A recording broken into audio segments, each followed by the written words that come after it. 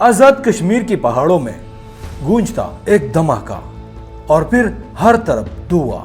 مظفر آباد کے قریب پاک فوج کا MI-17 ہیلی کاپٹر فنی خرابی کا شکار ہو کر گر گیا، جس میں سوار تمام اہلکار شہید ہو گئے۔ لیکن اس حادثے کے سائے میں ایک اور آگ لگی ہے جو پورے آزاد کشمیر کو اپنی لپیٹ میں لے رہی ہے۔ راولاکوٹ کے مساجد سے اعلانات ہو رہے ہیں کہ گھروں سے باہر نہ نکلے ورنہ اپنے جان کے ذمہ دار خود ہوں گے۔ آخر یہ جیک کیا ہے اور کشمیر اچانک احتجاج کی آگ میں کیوں جل اٹھا؟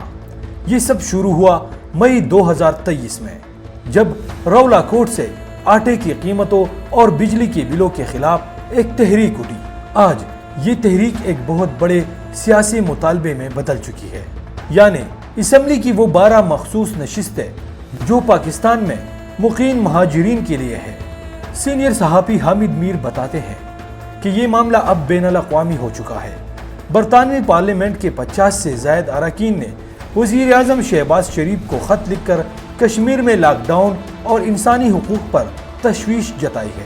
حتیٰ کہ مقبوضہ کشمیر سے میر وائز عمر فاروق نے بھی اس صورتحال پر گہرے دکھ کا اظہار کیا ہے۔ دوسری طرف دفاعی ماہر جنرل ریٹائرڈ زاہد محمود اس احتجاج کو ایک مختلف نظریے سے دیکھ رہے ہیں۔ ان کا کہنا ہے کہ یہ ایک سوشل ڈسرپٹو مومنٹ ہے جسے پاکستان کے خلاف ایک منظم پراکسی وار کے طور پر استعمال کیا جا رہا ہے۔ رپورٹس کے مطابق مظاہرین کے پاس جدید اسلحہ بھی ہے اور ان کے پاس کمیونیکیشن کے جدید آلات بھی پائے گئے ہیں۔ سیاسی محاذ پر مسلم لیگ نون کی ماریہ اقبال تارڑ کا کہنا ہے کہ یہ 12 نشستیں مہاجرین کی قربانیوں کا اعتراف ہے، مگر تجزیہ نگار امتیاز گل کے مطابق یہ نشستیں صرف حکومت بنانے اور گرانے کے لیے مینیپولیشن کا ذریعہ بنتی ہے۔ حالات کشیدہ ہے، پولیس اہلکار اور شہریوں کی دونوں طرف سے جانیں ضائع ہو رہی ہے۔ حامد میر کا مشورہ ہے کہ ریاست کو اپنی آنا چھوڑ کر مذاکرات کی طرف آنا چاہیے، کیونکہ اگر ہم آپس میں لڑیں گے تو فائدہ صرف ہمارے مشترکہ دشمن بھارت کو ہوگا۔